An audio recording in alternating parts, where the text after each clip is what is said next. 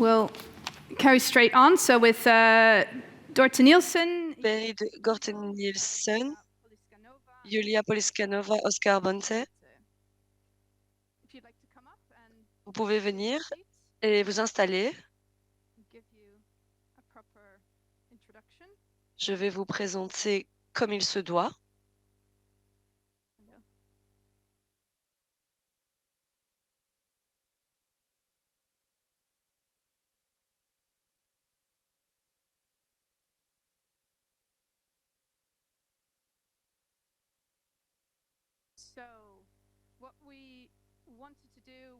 Ce que nous voulons faire ici avec nos panélistes finaux, on va accepter quelques questions. Nous allons répondre à des questions qui ont été posées plus tôt ce matin. Nous allons d'abord partager des exemples de bonnes pratiques. Donc, qu'est-ce qui s'est déroulé réellement dans les villes? Comment cela a permis d'avoir un air plus pur? Nous allons ensuite aller sur une discussion beaucoup plus politique. On va prendre en compte le vote qui aura lieu au Parlement européen demain. On va prendre en compte le fait que les élections européennes sont bientôt là. Et vous pouvez nous poser vos questions également via le chat sur Zoom si vous êtes là virtuellement. Oscar Bonte est un étudiant en droit. Il est conseiller jeunesse à Mechelen. Il est passionné par les voix des jeunes sur le cas particulier, en particulier sur le changement climatique. Il va nous permettre de nous rappeler il va nous rappeler ce que nous devons faire.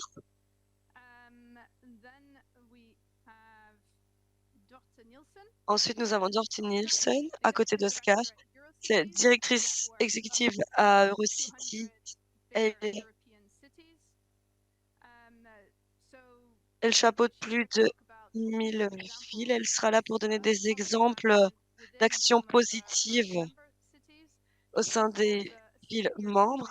Elle a également un siège à la Commission européenne et est un membre pour les politiques environnementales. À côté d'elle, il y a Julia Poliskanova, qui est directrice senior en environnement et en transport. Elle travaille ici à Bruxelles à l'échelle européenne. Elle travaille avec TNE depuis environ 10 ans. Aujourd'hui, elle va évoquer la chaîne d'approvisionnement et les véhicules électriques, l'électrification des véhicules, avec ce à quoi elle travaille.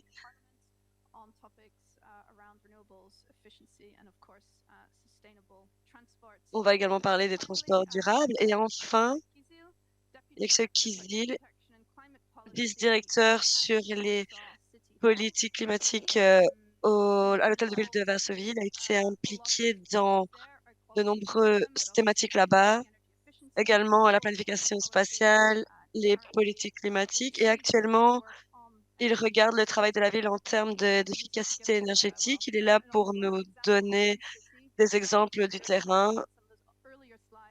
Nous avions vu des villes en Europe de l'Est où l'on voyait que les émissions de gaz étaient un enjeu particulier dans certaines villes. Et il va nous parler de Varsovie et de la façon dont la qualité de l'air dans les villes a évolué au fil du temps. Alors, pour commencer, nous allons commencer avec Dorte. Nous avons tous reçu le message. Nous savons que nous dépassons les normes de l'OMS, qu'il y a de la place, il faut faire place à l'amélioration, il faut prendre des actions. Les résidents ont déjà pris des bonnes actions. Pouvez-vous nous donner des exemples de bonnes pratiques? Merci beaucoup, merci pour l'invitation. Je pense, durant la session du matin, il y a déjà eu beaucoup d'exemples intéressants de villes et en particulier en parlant de villes belges. Mais ce que je peux faire, moi, ici, c'est donner des exemples supplémentaires, faire un tour rapide de l'Europe si vous le souhaitez. Je ne vais pas aller à Varsovie, mais je vais commencer avec d'autres villes européennes dans l'Est et dans le Nord. Donc, je vais proposer de regarder Sofia et Riga.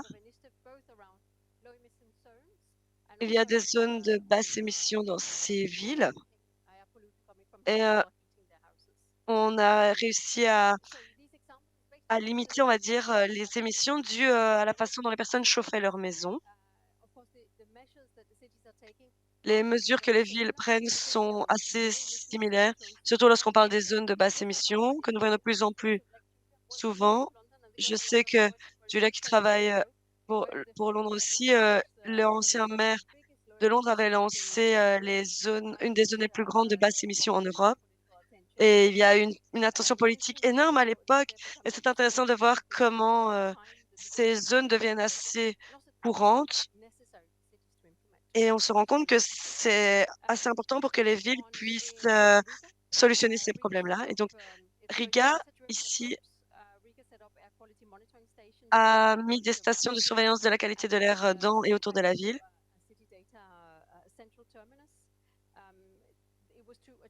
C'était pour, à la base, collecter des informations dans les points chauds et pour obtenir, un aperçu général et la ville essaie d'installer actuellement ses premières zones, de basse émission dans une des premières zones dans les 3 États baltiques dans les 3 États baltes, pardon.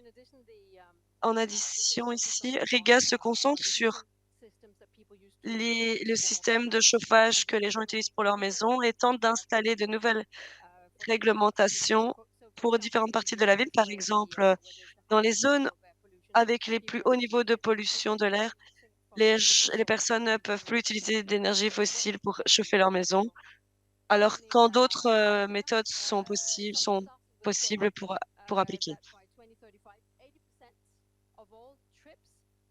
D'ici 2035, il faut que tous les trajets qui soient possibles d'être faits à vélo soient effectués par ce moyen de transport ou en moyen de transport en commun. Alors, une des possibilités pour arriver là, ça a commencé l'année passée, ces nouvelles politiques. On se concentre sur les citoyens, mais cela va être étendu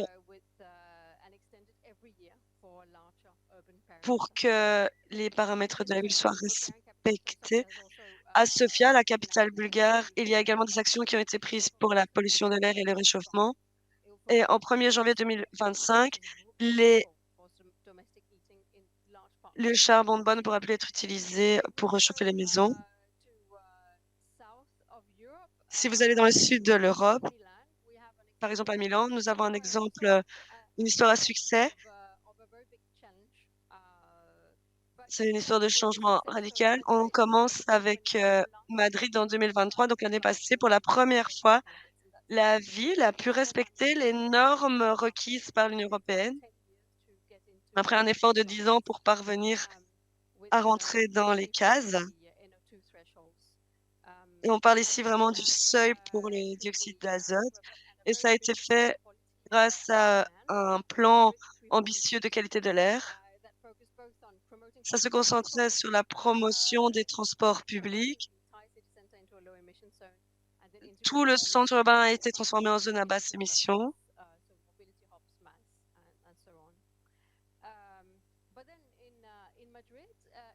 À Madrid, pardon, à Milan, on repart dans une ville du sud.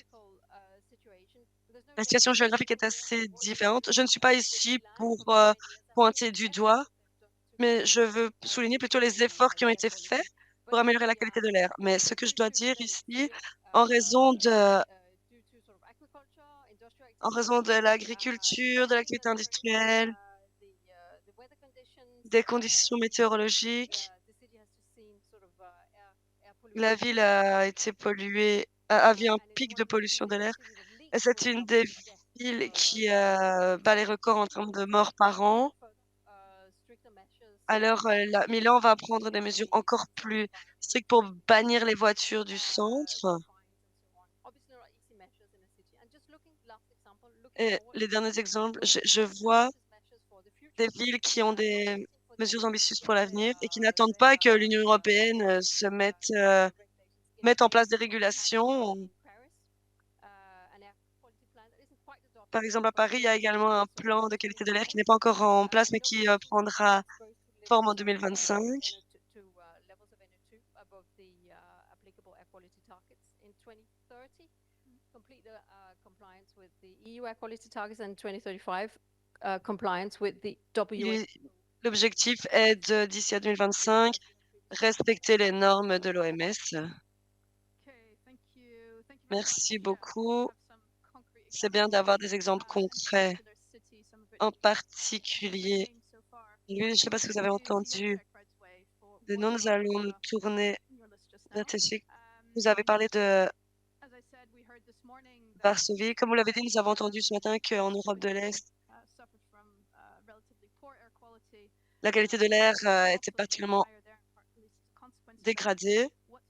Il y avait beaucoup de conséquences sur lesquelles les citoyens ont souffert.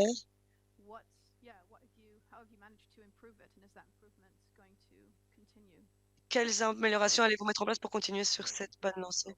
Alors oui, la fumée est un énorme problème en Pologne, ce n'est pas un secret, c'est la même chose à Varsovie. Je pense que, en raison du fait que notre économie dépendait du charbon pendant des années, je pense qu'en 2017, 3,5 millions de logements, de ménages continuaient à utiliser le charbon et cela entraînait la fumée, surtout quand l'hiver arrive. Et la situation était assez différente à Varsovie. Depuis que nous avons développé les villes, les systèmes dans les villes, mais en 2017, il y avait également 15 000 des chauffe-charbon inefficaces dans les villes. On appelle ça en polonais kopciusze. En anglais, on pourrait appeler ça comme des tuyaux.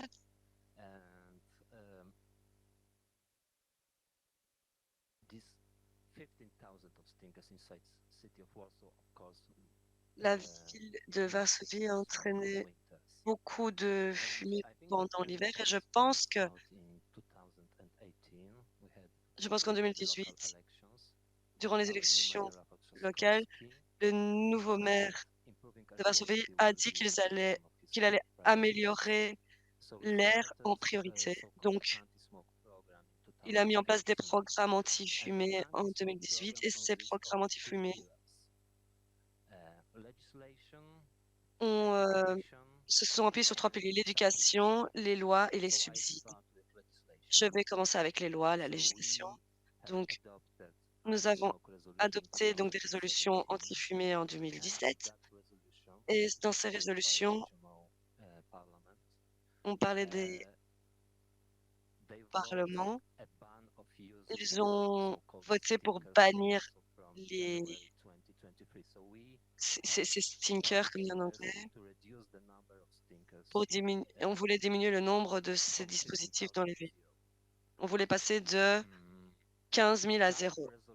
Cette résolution a été intensifiée en 2022 parce que nous avons implanté d'autres bancs contre l'utilisation du charbon. On était la deuxième ville en Pologne parce que la première ville était Cracovie. Nous étions les deuxièmes. Nous étions en compétition avec Cracovie depuis de nombreux siècles en fait, parce que dans le passé, la capitale de Pologne était Cracovie et puis c'était Varsovie. Donc, ils sont les premiers, nous sommes les deuxièmes, mais la première plus grande zone de basse émission sera à Varsovie. C'est une compétition très positive. Mais ce que je voudrais ajouter, c'est que les lois fonctionnent non seulement quand on passe les lois, mais surtout quand il y a une surveillance en termes d'application de ces lois. Et là, c'est le rôle crucial des mairies parce que ils peuvent faire 5 000 inspections par an. Il ne faut pas les punir, mais les informer des bans prochains. Le deuxième pilier, c'est l'éducation. Je pense que le facteur clé ici, je pense que en tant qu'activiste, Nous soutenons le fait on devait soutenir nos objectifs parce que ce que nous avons réussi, c'est à changer les narratifs, le fait de se dire que ces dispositifs étaient mauvais et la majeure partie des citoyens de Varsovie sont de notre côté. Le troisième pilier, c'est les subsides.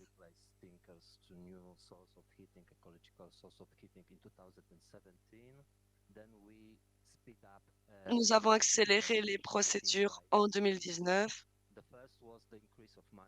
On a d'abord une augmentation financière. On a pu financer les coûts de remplacement. Et deuxièmement, nous avons pu... Ceux qui ont choisi des sources qui étaient plus coûteuses, nous leur avons donné des subsides, par exemple pour les panneaux solaires. Et la simplification des processus d'application, on a aussi mis ça en place.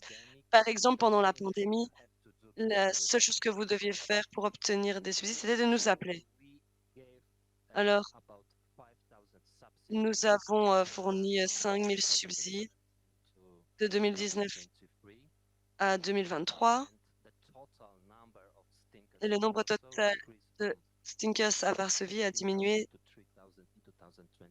pour atteindre les 3 000 en 2023. Et ça a amélioré la qualité de l'air à Varsovie. Par exemple, quand nous parlons des particules fines, de leur diminution, elles ont diminué de 30 à 25%. Quand on parle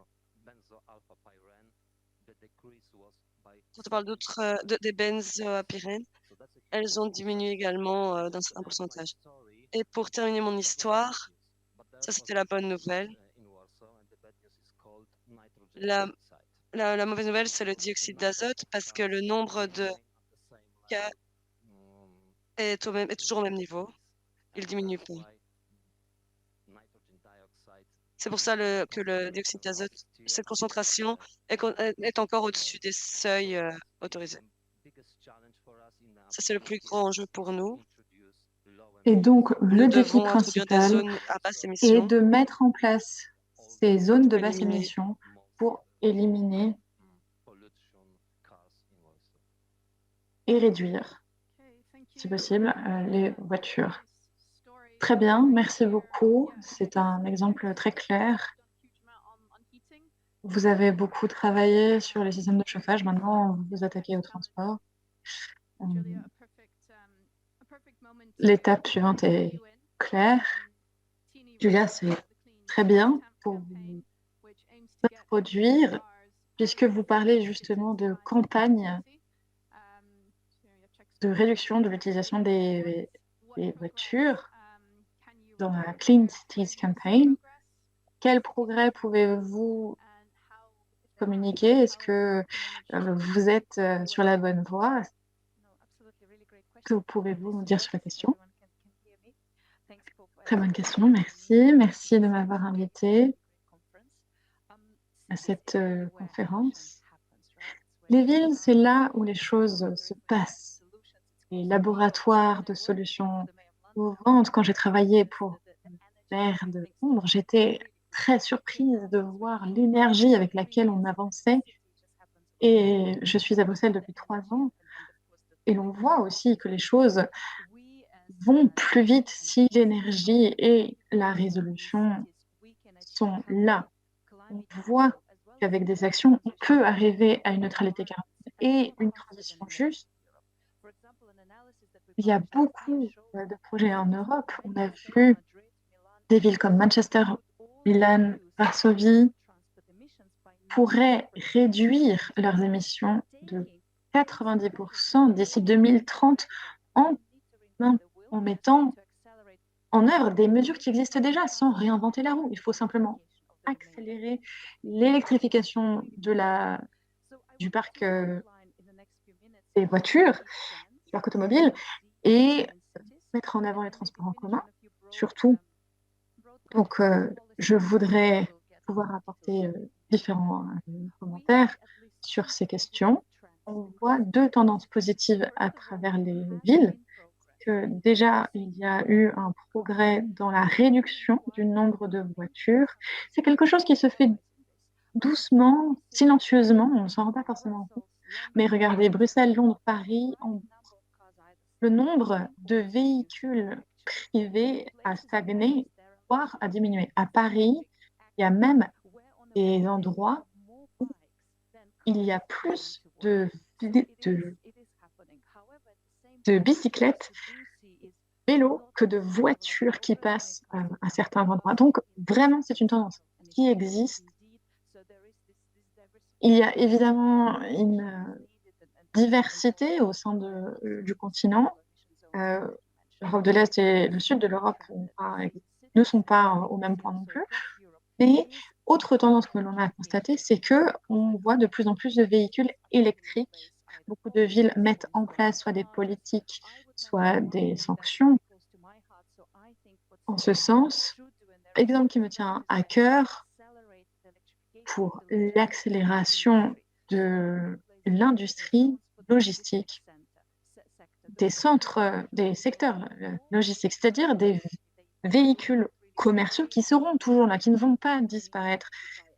Et donc là, par exemple, des véhicules électriques, c'est important. Et aux Pays-Bas, c'est le cas de 15 villes néerlandaises, y compris des camions, donc, qui seront électriques. Et je finirai avec une réflexion peut-être un peu plus grande en élargissant la focale. Il y a beaucoup de bonnes politiques déjà en place. Nous avons des directives plus strictes qui nous poussent et nous encouragent à mettre en place des mesures plus pratiques. Nous avons effectivement des objectifs de mission zéro, mais maintenant, il nous faut surtout une mise en œuvre de ces politiques. Et au niveau citoyen, il y a des reculs, des questions, des gens qui freinent, peut-être, mais c'est avec un investissement au niveau européen que l'on réussira à faire. C'est vraiment faire qu'il faut faire maintenant plutôt que dire. Merci.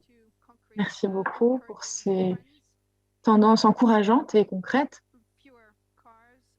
Donc moins de voitures, plus de voitures électriques que thermiques.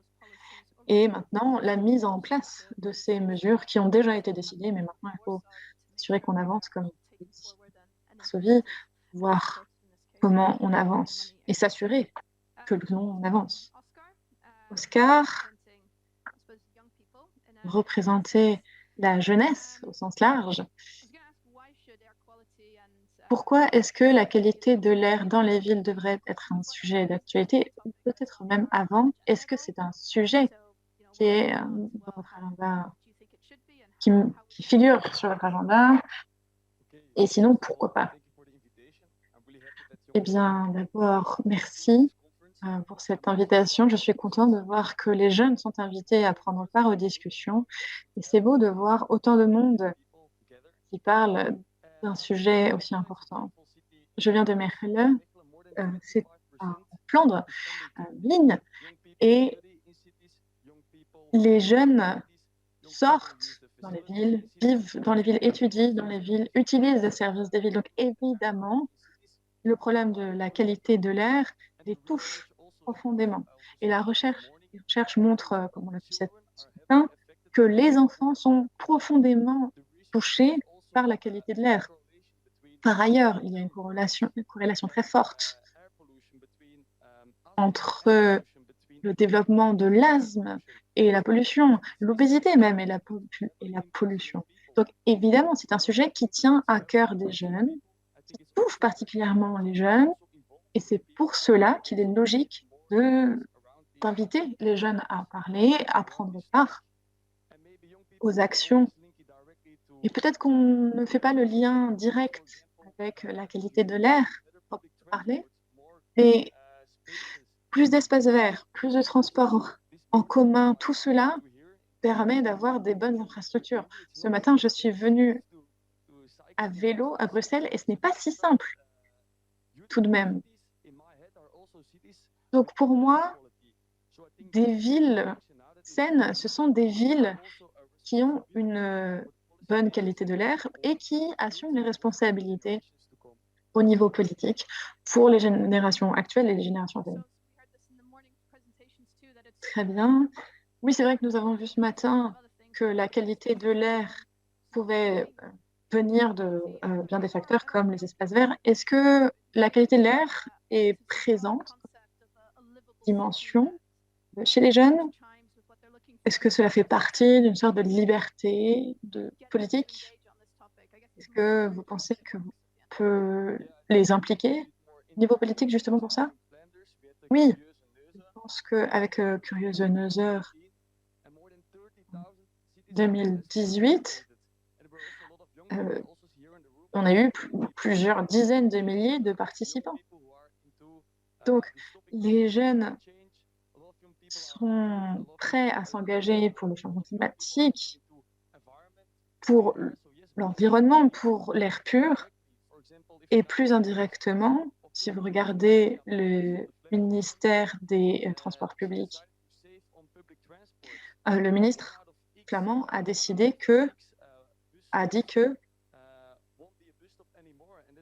un arrêt de bus sur 6 serait supprimé. Et ça, par exemple, ce n'est pas rien parce que pour les jeunes, les bus, c'est très important aussi.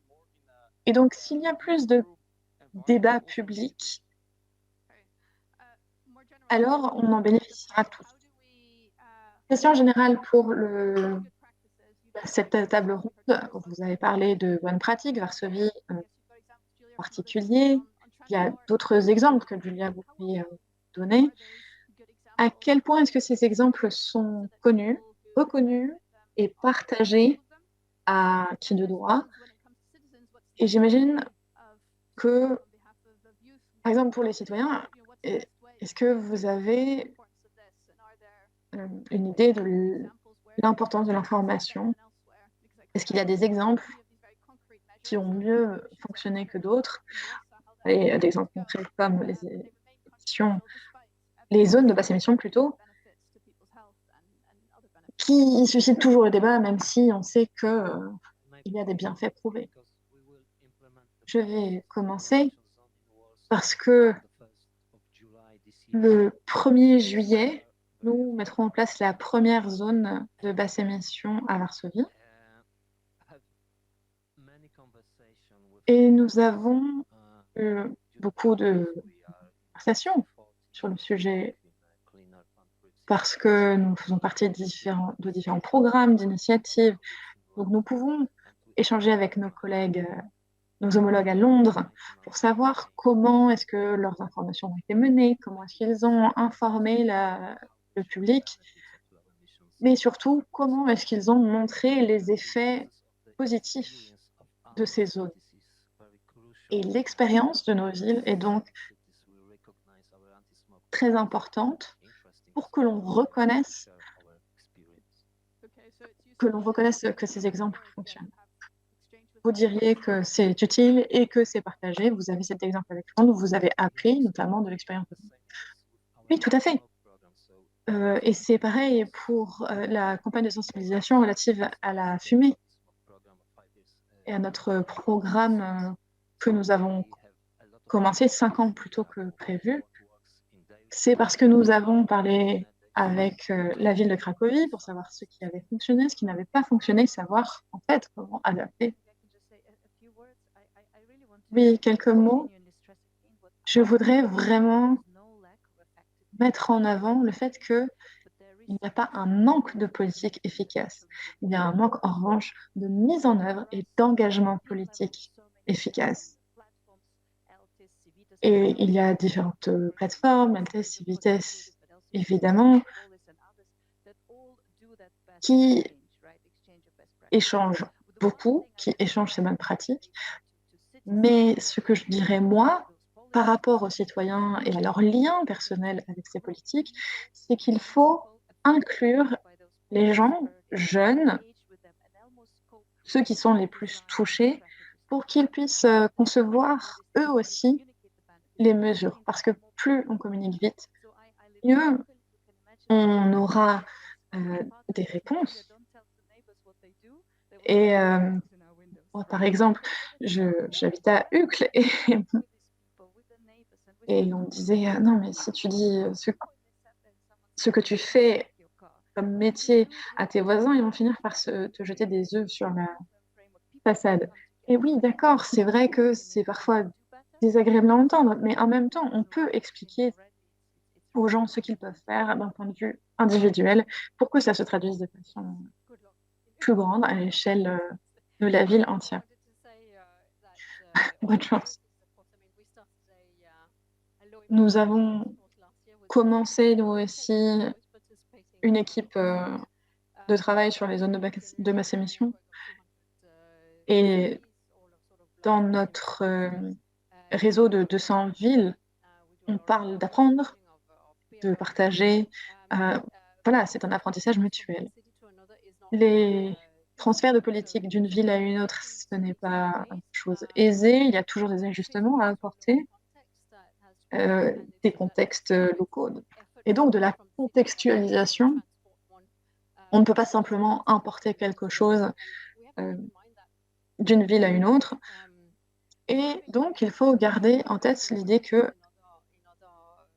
la conception des politiques à partir de ce qui s'est passé de l'histoire de la ville, cela est assez énergivore, cela demande beaucoup de ressources et il y a malheureusement des points aveugles dans les projets européens parce qu'il y a des développements et des politiques que on pourrait mettre en avant, mais il y a un manque de ressources qui fait qu'on ne peut pas simplement copier-coller quelque chose si l'on veut que cela fonctionne. Il faut surtout se rappeler des enjeux au niveau de l'Europe. Les réseaux des villes, c'est bien, mais les États membres ont aussi un pouvoir à exercer sur les réglementations environnementales, financières, économiques, et pouvoir aussi autonomiser les villes sur cette question est important. Merci. Alors, il y a des questions, peut-être, à adresser à ce tableau ou à d'autres intervenants. Est-ce que vous pourriez nous dire qui vous êtes, présenter? Simon Burkett de Cleaner London, je suis désolée, le Royaume-Uni a quitté. Nous avons vu que les émissions de dioxyde d'azote ont été coupées par 2 tiers et les données que je vois parlent de 5, 10, 15 même réduction des émissions d'azote. Et tout cela est dû aux zones de basse émission. Donc, continuez à faire votre travail, c'est très bien. Oui, effectivement, j'ai vu que le Royaume-Uni a réussi à réduire leur import de diesel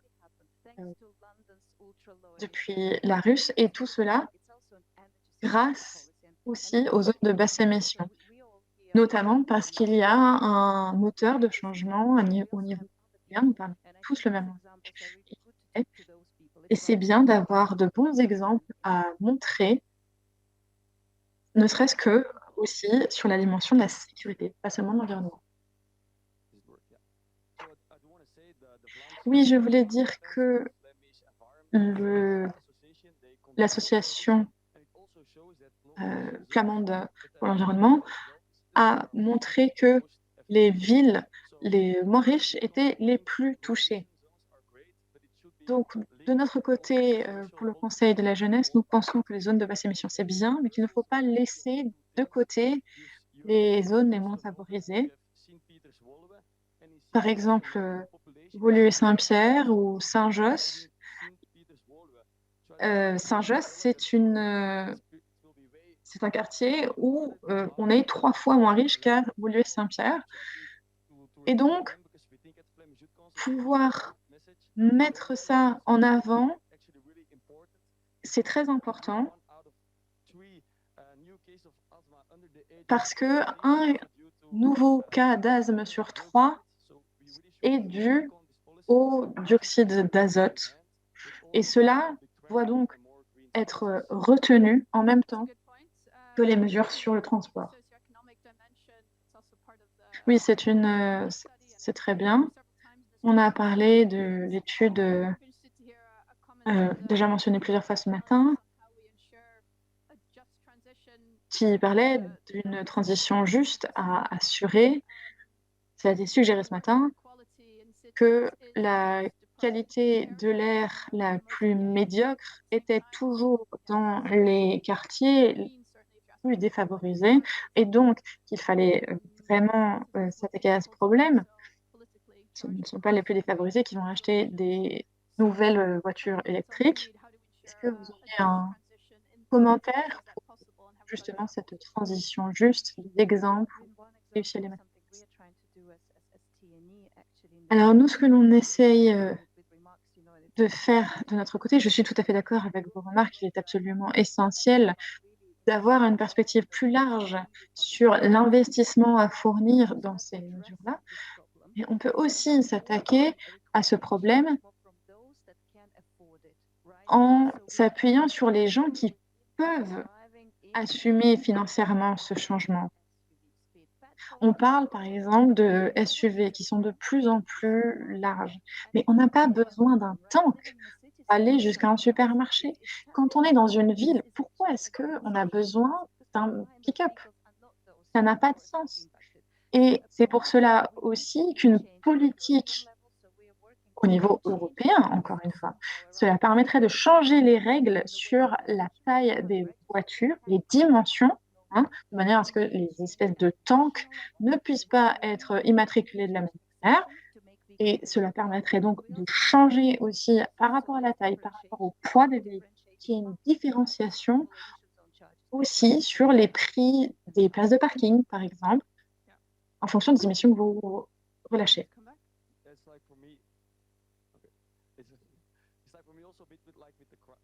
Oui, pour moi, effectivement, c'est quelque chose qui est important, le pollueur-payeur. Les Belges, en général, font peu de vélo. Enfin, c'est-à-dire que on va à l'école à vélo parfois, oui, mais les SUV contribuent beaucoup et cela me paraît logique que les SUV, par exemple, soient taxés plus. À Malines, je ne sais pas si vous avez déjà été à Malines d'ailleurs, vous ne pouvez pas entrer avec votre voiture et ça a demandé un certain courage politique. Il y a aussi cette récompense, ce titre de ville la plus amie des vélos.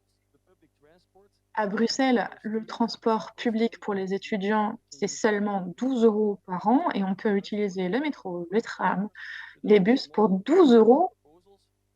Donc ce sont des petites propositions, mais petit à petit, mises bout à bout, elles représentent beaucoup. Oui, c'est vrai qu'il y a des défis économiques. Je ne sais pas comment vous avez réussi à affronter cette difficulté en parlant des chauffages. Oui, c'est très important. Nous avons fixé des objectifs pour réduire le nombre de véhicules, mais aussi pour réduire le nombre de chaudières, par exemple. Quand nous avons réduit le nombre de ces fameuses chaudières, nous avions un objectif. Oui. Mais ensuite, on s'est dit que ces 3000 chaudières à éradiquer, elles appartiennent à des citoyens.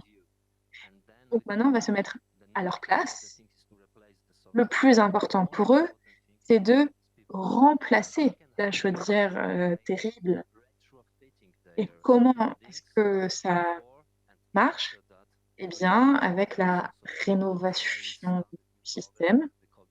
C'est pour ça que nous avons eu de nouveaux programmes aussi, le Stop Smoke programme,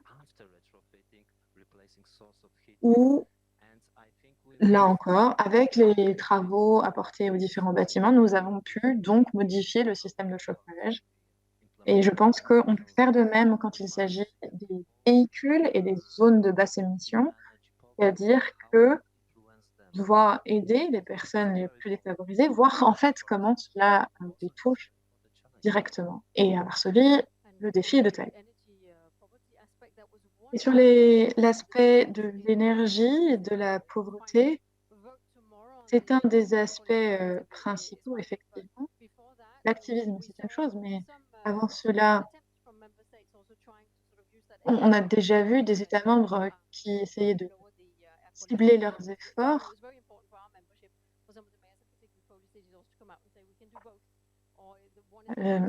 La question pour nous, c'était de réussir à faire les deux en même temps, c'est-à-dire une transition juste, réussir à avancer dans ces villes européennes,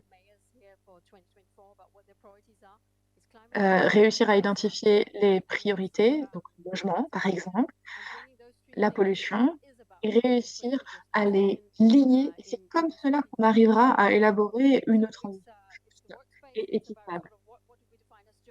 Donc, effectivement, il faut définir ce qui est une transition juste, ne laisser personne de côté. Qu'est-ce qui est mis en priorité, la liberté individuelle ou pas? Effectivement, il y a des tensions selon les personnes à qui on s'adresse, et ça, les maires en sont tout à fait conscients. Mais déjà, parler d'accès à un air pur. Est-ce qu'il y a d'autres questions, que ce soit en ligne, par Zoom? On peut prendre des questions ici. C'est une question qui s'adresse à tout le monde, en fait, pas seulement aux intervenants. Lucie Ténière, je suis journaliste et je réalise un film sur l'impact de la pollution atmosphérique auprès des Bruxellois. Et je cherche des témoignages de patients, personnes dont la santé a été sévèrement touchée par l'air. C'est là que je m'adresse à la salle d'art. Si vous êtes médecin, que vous avez des patients touchés, que vous êtes patient vous-même, voilà, je garde cette écharpe jaune pour que vous puissiez me repérer. Très bien. N'hésitez pas à aller voir Lucie si vous avez une histoire à partager. Y a-t-il d'autres questions ou commentaires? Non, je ne sais pas. Il y avait une question par le chat, mais je ne sais pas si nos experts répondent pas. C'est-à-dire les performances, les meilleures, les pires performances. S'agissant de la pollution de l'air, est-ce que des experts pourraient se saisir de la question? Ou peut-être les panélistes?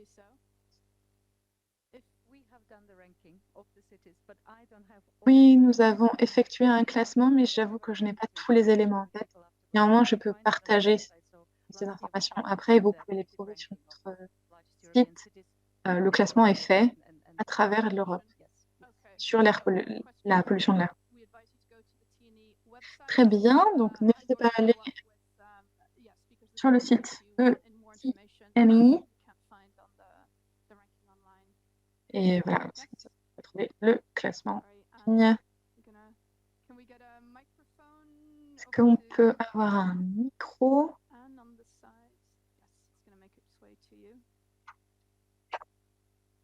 Très bien.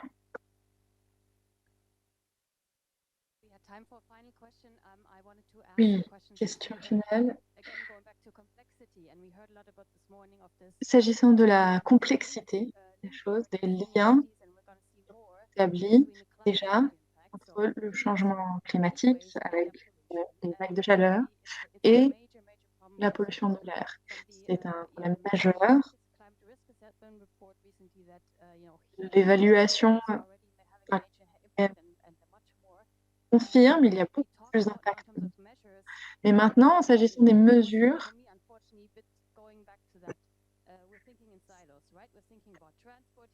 on parle de transport ici, on parle d'espace vert par là, on parle d'autres mesures, de plans d'action détaillés, très bien, et sans forcément considérer tout le monde.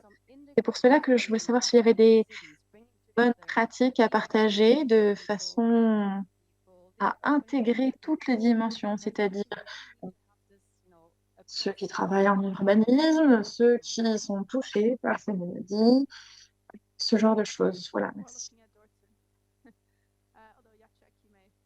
Jacek, peut-être que vous avez quelque chose à dire. Sinon, Dorten.